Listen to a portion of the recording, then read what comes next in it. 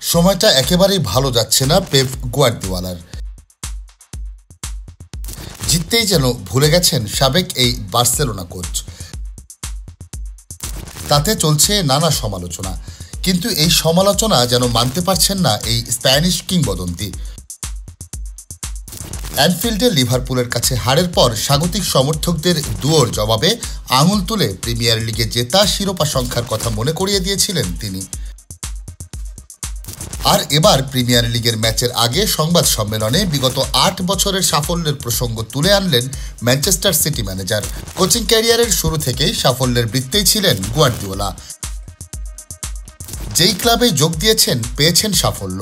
সেখানে সব প্রতিযোগিতা মিলিয়ে শেষ ১১ ম্যাচে মাত্র একটি জয় পেয়েছে তার দল ম্যানচেস্টার সিটি, হেরেছে ৮টিতেই। এমন বাজে অবস্থায় এর আগে কখনোই পড়তে হয়নি স্প্যানিশ কোচের, ফলে এমন তীব্র সমালোচনার মুখোমুখিও কখনো হননি তিনি।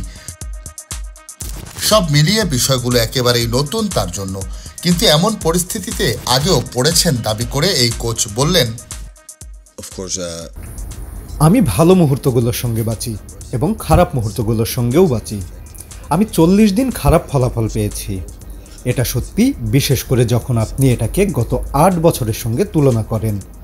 এই সাফল্য ও অবিশ্বাস্য ফলাফলের ৮ বছর হয়েছে।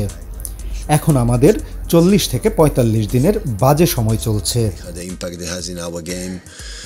জানা গেছে এই গ্রীষ্মে বেশ বড় অঙ্ক খরচ করে খেলোয়াড় কিনবে সিটিজেনরা। সে বিষয়ে অবশ্য কোনো কথা বলতে রাজি হননি ইংলিশ ফুটবলের অন্যতম এই সফল কোচ। আমি যা চাই তা হলো আমার খেলোয়াড়রা ইনজুরি থেকে ফিরে আসুক। আমার ভাবনা, স্কোয়াড সত্যিই ভালো। আমরা দীর্ঘ সময়ের জন্য ২ জন গুরুত্বপূর্ণ খেলোয়াড়কে হারিয়েছি, কিন্তু আমি যা চাই তা হলো আমার খেলোয়াড়দের ফিরে আসা এবং জানুয়ারির পর গ্রীষ্মে আমরা দেখব কি করতে হবে।